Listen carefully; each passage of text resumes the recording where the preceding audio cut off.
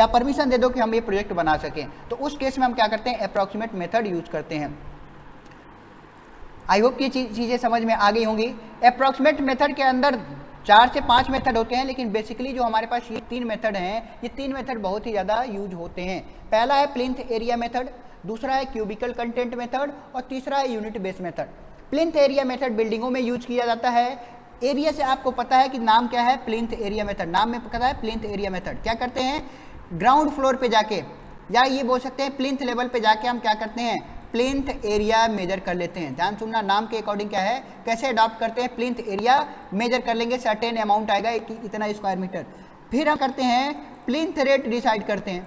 क्या करते हैं, प्लिंथ एरिया किया, कैलकुलेट किया और प्लिंथ रेट हमें पता होता है। प्लिंथ एरिया को प्लिंथ रेट से मल्टीप्लिकेशन कर देंगे तो आपको यहाँ से क्या मिल जाएगा, अमाउंट मिल जाएगा, कॉस्ट कितना है। तो पहला मेथड आई होप कि समझ में आ गया होगा।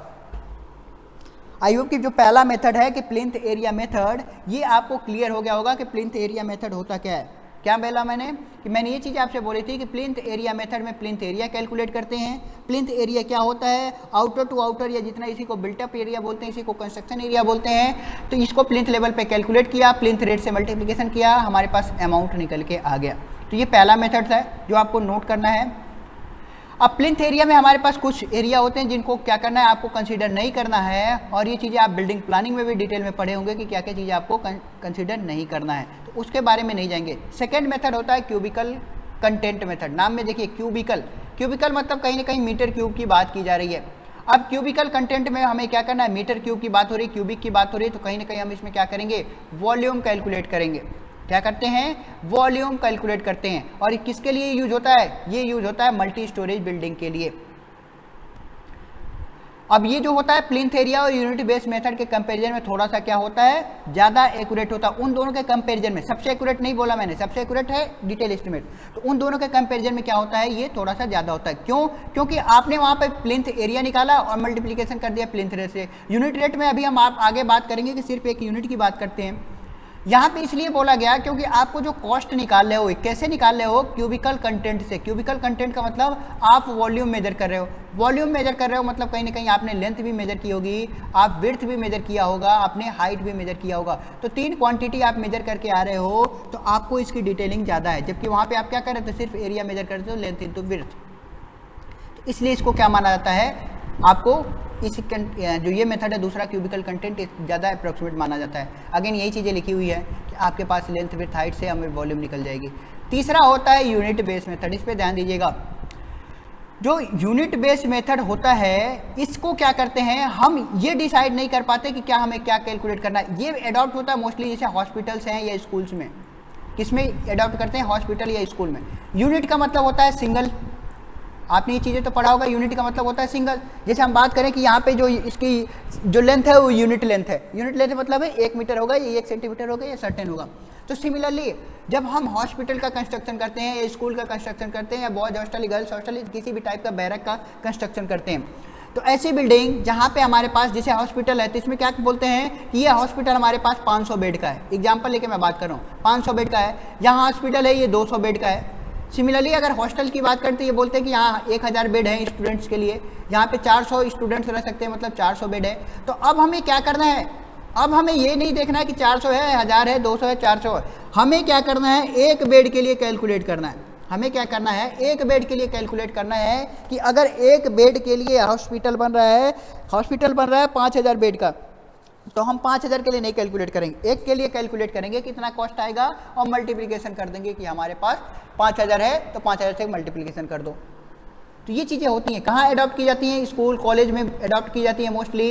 एक स्टूडेंट के लिए या हॉस्पिटल के केस में एक बेड के लिए हम क्या करते हैं, कैलकुलेट करते हैं, और इसके बेसिस पे हम क्या करते हैं, टोटल अमाउंट बता देते हैं। तो ये इससे रिलेटेड हम आपको क्या करेंगे, यहाँ पे न्यूमेरिकल है, आप इस न्यूमेरिकल को कॉपी में नोट करिएगा।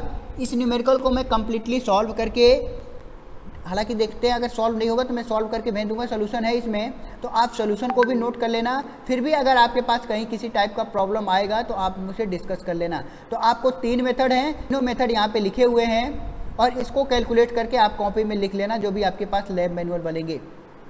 3 मेथड से यहाँ से 5 से 6 प्रॉब्लम होंगे, 5 से 6 प्रॉब्लम आपको मैं यहाँ से सेंड कर दूंगा आज। तीनों मेथड में अगर किसी को कोई प्रॉब्लम है तो मेरे से पूछ लें अभी, किसी को किसी भी टाइप का कोई भी प्रॉब्लम है तो आप पूछ सकते हैं मुझे। क्या क्या मेथड बताया? Plinth area method, cubical content method और यूनिट बेस मेथड। इससे रिलेटेड न्यूमेरिकल भी मैंने आपसे डिस्कस किया। अगर इन दोनों में कहीं प्रॉब्लम है तो आप मुझे बताएं, यस और नो।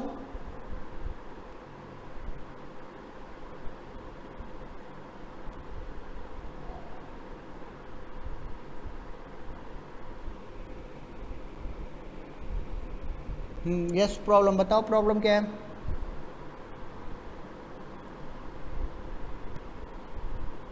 विक्रम बताओ प्रॉब्लम क्या है?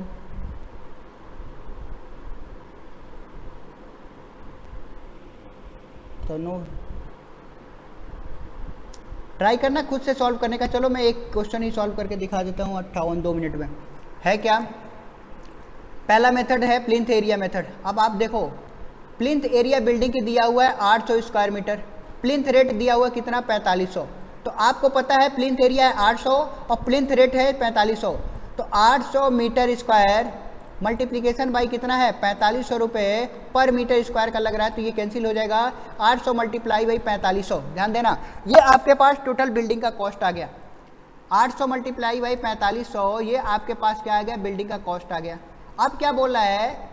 ये टोटल सिंपल सा कैलकुलेशन था, इतना कैलकुलेट कर दिया, आपके पास बिल्डिंग का कॉस्ट आ गया। और ये चीज़ें तो आपको ऑलरेडी पता है, क्या है कि 7.5% लग रहा है कॉस्ट ऑफ द बिल्डिंग। वो क्या लग रहा है? Water supply charge. तो ये जितना भी कॉस्ट आ रहा होगा इसका 7.5% अलग से निकालो। ये स्टेप नंबर 2।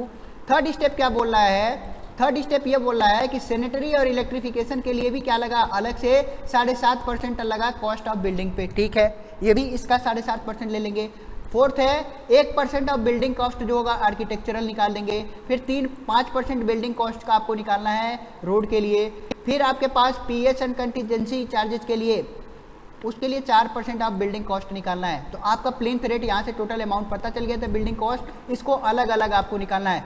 इसने अलग अलग आप इसलिए निकालोगे, देखो ये 2 लिखा है, 3 लिखा है, 4 लिखा है, 5 लिखा है, 6 लिखा है। अगर ये ना लिखता, कॉमा में लिखता 7.5%, ये 7.5%, तो सब सारा परसेंटेज ऐड कर लो। उस केस में क्या करते? सारा परसेंटेज ऐड कर देते। अब देखो इसमें क्या किया गया है, नेक्स्ट अगेन स्टेप।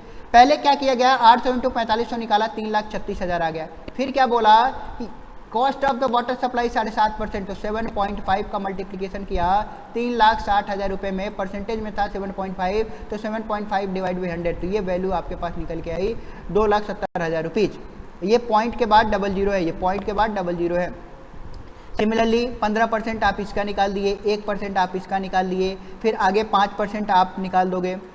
जो जो चीज़ें आपसे बोली गई हैं वो सारी चीज़ें 5%, 4%, PSN कंटिजेंसीज का, ये सारी परसेंट जब आप कैलकुलेट करके लेके आओगे तो आपका जो ओवरऑल बजट निकल के आएगा वो इतना पैसा आएगा। 8% सुपरविजन भी चार्जेज हैं, तो सारा चार्जेज ऐड कर दोगे। आपके पास शुरू में बिल्डिंग का पैसा भी था और उसमें जब सारा ऐड करके टोटल निकालोगे तो ये आ जाएगा। दूसरा न्यूमेरिकल भी सेम है।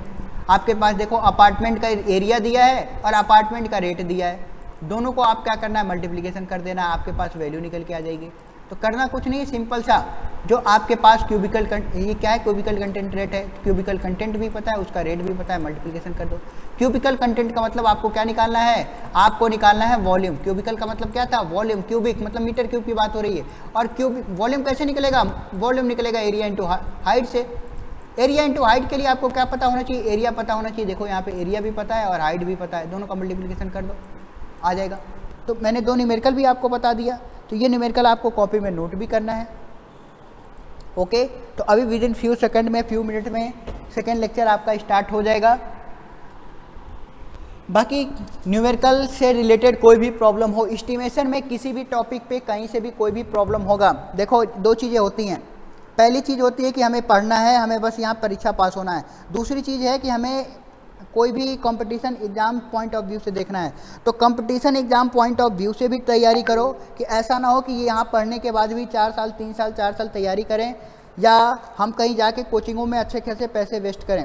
तो पहले यहाँ पे जितनी चीज़ें सिखाई जा रही हैं उसमें अपना 100% दो, फिर आगे जो होगा उसके बारे में देखा जाएगा। तो एस्टिमेशन कॉस्टिंग पढ़ रहे हो, डिटेल में पढ़ रहे हो, तो मैं स्पेशली इसकी बात कर रहा हूँ कि आप जितने भी जेई लेवल के पेपर देने जाओ, पहले इसका वेटेज कम था, लेकिन रिसेंट 1-2 सालों में जो इसका वेटेज है वो क्या है, सडनली बहुत ज़्यादा इंक्रीज हुआ है। तो आप इस पर्टिकुलर सब्जेक्ट पे फोकस ज़्यादा करो, ज़्यादा से ज़्यादा एमसीक्यू ट्राई करो।